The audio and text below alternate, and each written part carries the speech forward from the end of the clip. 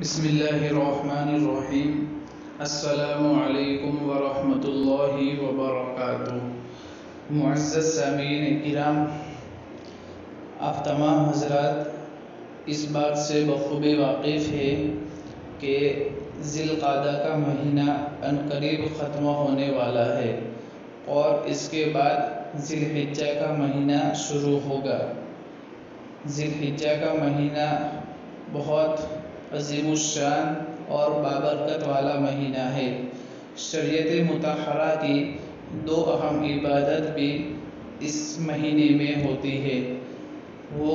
حج اور قربانی کی عبادت ہیں۔ اس سلسلے میں عشرہ ذی الحجہ جو پہلا عشرہ ہوتا ہے، اس عشرے کے متعلق کتب احادیث اور دیگر کتابوں میں کئی سارے اس کے فوائد اور اس کے فضائل وارد ہوئے ہیں۔ اسی طرح ایک حکم عشرہ ذی الحجہ میں بال، ناخن یا جسم کی کھال وغیرہ نہ کاٹنے کا ہے، تو اس سلسلے میں شریعت مطہرہ کی یہ جو حکم دیا ہے یہ بال، ناخن وغیرہ نہ کاٹنے کا، تو اس سلسلے میں شریعت مطہرہ کا کیا حکم اور اس کے پیچھے کیا حکمتیں ہیں، اس کو بیان کرنے کا ارادہ ہے کہ اس مہینے میں بال وغیرہ کاٹنے سے کیوں منع کیا گیا ہے۔ اسی طرح دوسرا جو عنوان ہے وہ یہ ہے کہ قربانی کا فلسفہ کیا ہے۔ اسی طرح تیسرا جو عنوان ہے وہ یکم ذی الحجہ سے بال اور ناخن وغیرہ نہ کاٹنے کی راجح حکمت کیا ہے۔ اسی طرح یکم ذی الحجہ ہی کیوں مقرر کیا، اس کے علاوہ دیگر 12 مہینے تھے تو صرف یکم ذی الحجہ کو ہی کیوں مقرر کیا، اس کی کیا وجہ اور اس کے پیچھے کیا حکمت ہے۔ انشاءاللہ ان تمام عنوانات پر مکمل روشنی ڈالی جائے گی۔ تو سب سے پہلے کہ عشرہ ذی الحجہ میں بال، ناخن یا جسم کی کھال وغیرہ کاٹنے کا حکم اور اس کی حکمتیں کیا ہے، تو اس سلسلے میں ام المؤمنین حضرت ام سلمہ رضی اللہ تعالی عنہا سے روایت ہے کہ آپ صلی اللہ علیہ وسلم نے ارشاد فرمایا، جب ذو الحجہ کا پہلا عشرہ شروع ہو جائے اور تم میں سے کسی کا قربانی دینے کا ارادہ ہو تو وہ بال، ناخن یا کھال کا کچھ حصہ نہ کاٹے جب تک قربانی نہ دے دے۔ ایک روایت میں یہ صراحت بھی موجود ہے کہ ذو الحجہ کا چاند طلوع ہوتے ہی ان سب چیزوں سے رک جائے۔ اس حدیث پاک کی روشنی میں فقہائے کرام نے اس عمل کو مستحب قرار دیا ہے کہ جس کا ارادہ قربانی کرنے کا ہے اس کے لیے مستحب ہے کہ ماہ ذی الحجہ کے آغاز سے جب تک قربانی کا جانور ذبح نہ کرے جسم کے کسی عضو سے بال اور ناخن صاف نہ کرے، نیز اسی طرح بلا ضرورت کھال وغیرہ بھی نہ کاٹے، اور یہ استحباب صرف ان لوگوں کے لیے ہے جن کا ارادہ قربانی کرنے کا ہو۔ البتہ بعض اکابر فرماتے ہیں کہ قربانی نہ کرنے والے بھی قربانی کرنے والوں کی مشابہت اختیار کر کے عام لوگوں کی قربانی کے بعد ناخن اور بال وغیرہ کاٹے تو اللہ تبارک و تعالی سے قوی امید ہے کہ وہ بھی ثواب سے محروم نہ ہوں گے۔ نیز اس میں یہ ملحوظ رہے کہ اگر زیر ناف بال اور ناخنوں کو اسی طرح بدن کے تمام زائد بال کو 40 دن یا زیادہ ہو رہے ہیں تو ایسی صورت میں ان کی صفائی کرنا ضروری ہے۔ یہ جو بیان کیا گیا اس کے سلسلے میں 2 حکمتیں بیان کی جا رہی ہے۔ تو سب سے پہلی جو حکمت ہے کہ بعض علماء نے اس کی حکمت یہ ذکر کی ہے کہ اس کی ممانعت حجاج بیت اللہ سے مشابہت کے لیے ہے کہ ان کے لیے حج کے ایام میں بال اور ناخن وغیرہ کاٹنا منع ہوتا ہے، لہٰذا جو لوگ حج پر نہ جا سکے اور قربانی کر رہے ہوں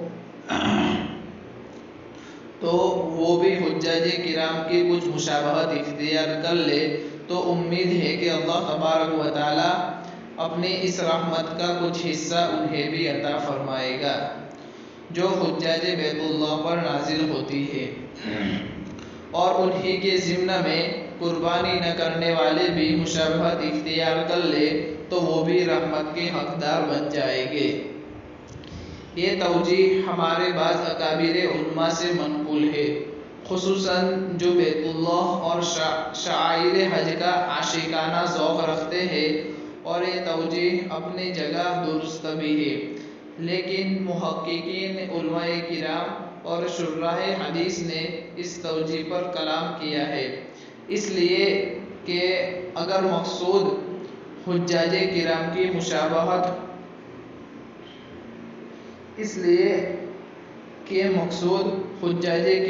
مشابہت ہو تو حجاج کرام کے لیے تو سلا ہوا لباس اور خوشبو کا استعمال وغیرہ بھی ممنوع ہے۔ اگر مشابہت مقصود ہوتی تو تمام احکام میں ہوتی، تو اس کا یہ جواب دیا گیا ہے کہ مشابہت کے لیے تمام امور میں مشابہت ضروری نہیں ہوتی، رحمت خداوندی متوجہ کرنے کے لیے ادنا مناسبت بھی کافی ہے۔ لیکن اس پر بھی سوال ہوتا ہے کہ اگر بعض امور میں ہی مشابہت کافی تھی تو بھی بال، ناخن اور جسم کی کھال وغیرہ کاٹنے کی ممانعت میں ہی کیوں مشابہت اختیار کی گئی؟ احرام کی چادروں اور خوشبو کی پابندی میں بھی مشابہت ہو سکتی تھی۔ اس کے لیے مذکورہ حکم کی ایک اور حکمت بیان کی گئی ہے، وہ تحقیق کے زیادہ قریب اور راجح بھی ہے۔ وہ یہ ہے کہ اس حکمت کو سمجھنے سے پہلے قربانی کی حقیقت اور فلسفہ سمجھنا ضروری ہے کہ قربانی کی کیا حقیقت ہے اور اس کا فلسفہ کیا ہے۔ تو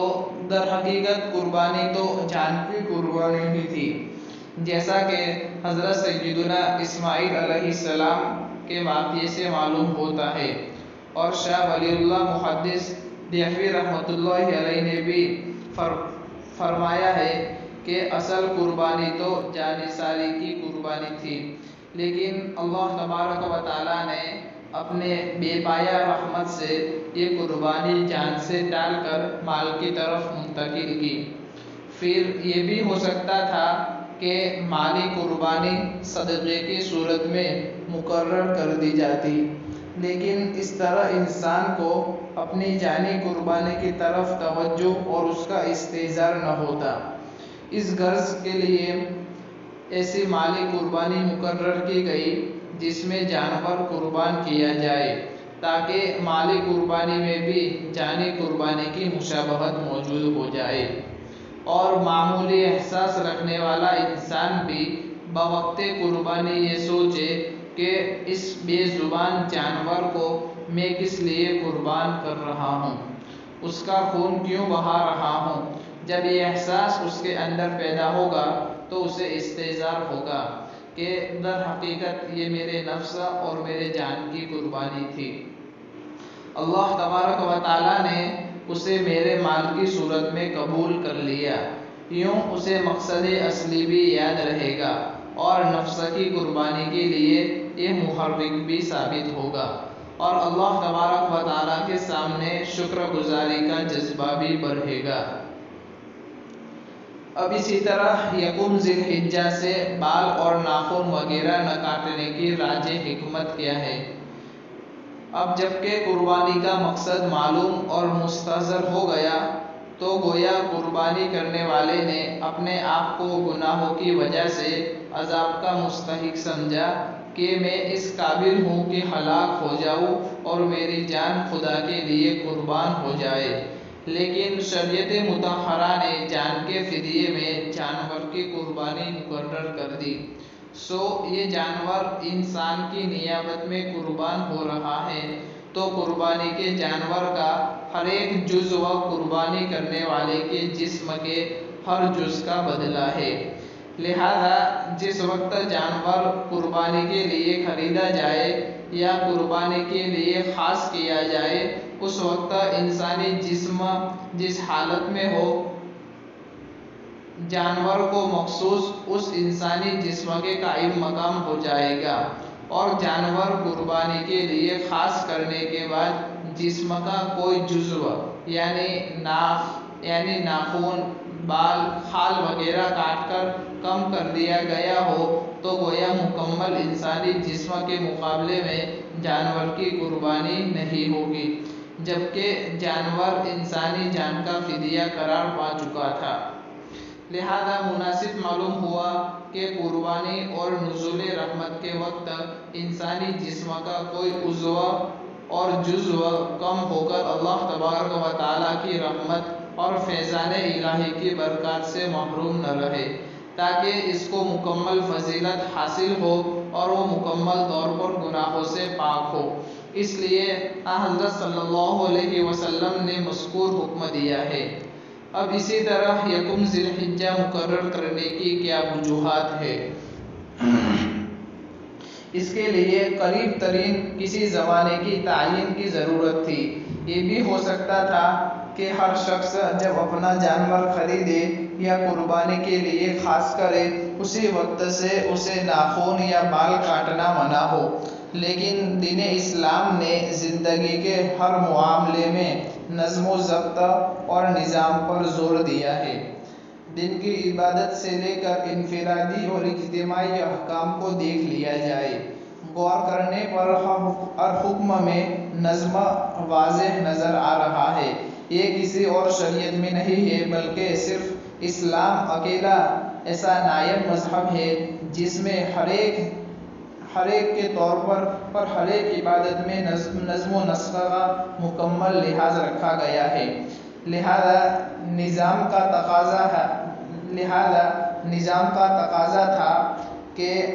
قربانی کرنے والے تمام مسلمانوں کے لیے ایک وقت مقرر کر کے نظم قائم کر دیا جائے۔ اس کے لیے ایک قریب ترین مدت مقرر کی گئی۔ پھر یہ بھی ہو سکتا تھا کہ عید الاضحیٰ سے ایک آدھ دن پہلے وقت مقرر کر دیا جاتا، لیکن اس کے لیے ذی الحجہ کا چاند مقرر کیا گیا، اس لیے کہ قربانی کی عبادت کا تعلق عید الاضحیٰ اور حج کی عبادت سے ہے، جیسا کہ رمضان المبارک کے روزوں کے بعد عید الفطر ہے، اور اسلام نے شرعی احکام کو اوقات کے ساتھ جوڑا ہے اور ان کا مدار قمری مہینے اور تاریخ پر رکھا ہے۔ چنانچہ رمضان المبارک چاند دیکھ کر شروع اور چاند دیکھ کر ختم ہوتا ہے۔ ذی الحجہ کا چاند دیکھتے ہی حج کی تیاری تقریباً اختتام کو پہنچتی ہے، اور ذی الحجہ کے چاند سے عید الاضحیٰ کا دن اور صحیح وقت متعین ہوتا ہے۔ لہذا قربانی کی تعین میں بھی ذی الحجہ کے چاند کو دخل ہوا۔ نیز ضمنی طور پر اس بات کی ترغیب بھی دے دی گئی کہ مسلمانوں کو چاہیے کہ وہ قربانی کا جانور کچھ ایام پہلے لے کر پالے، تاکہ ان سے انسیت قائم ہونے کے بعد قربانی کرنے سے نفس کی قربانی اور جان ساری کے جذبات مزید ترقی میں آئے۔ اسی طرح جانور جلدی لے کر اس کی خدمت کرنے اور ناخن وغیرہ کاٹنے سے جو میل کچیل کی کیفیت ہوگی، اس سے انسان کو اپنی حقیقت کی طرف بھی دھیان اور تواضع اور عاجزی کی ترقی بھی ہوگی۔ یہ جو بیان کیا گیا وہ صحیح مسلم میں بھی ہے، اور اسی طرح حضرت ام سلمہ رضی اللہ تعالیٰ عنہا کی جو روایت ہے وہ نسائی شریف میں بھی موجود ہے۔ وہ روایت یہ ہے کہ من رأى ہلال ذی الحجہ فأراد ان یضحی فلا یأخذ من شعرہ ولا من اظفارہ حتی یضحی۔ اسی طرح مرقات المفاتح جو مشکات شریف کی شرح ہے، اس میں بھی علامہ طلبشتی کی حوالے سے مکمل مضمون ذکر کیا گیا ہے۔ یہ فلسفہ قربانی کا اسی طرح یکم ذی الحجہ کو مخصوص کرنے کی وجہ اور حکمت بیان کی گئی ہے۔ فقط واللہ اعلم بالصواب۔ السلام علیکم ورحمۃ اللہ وبرکاتہ۔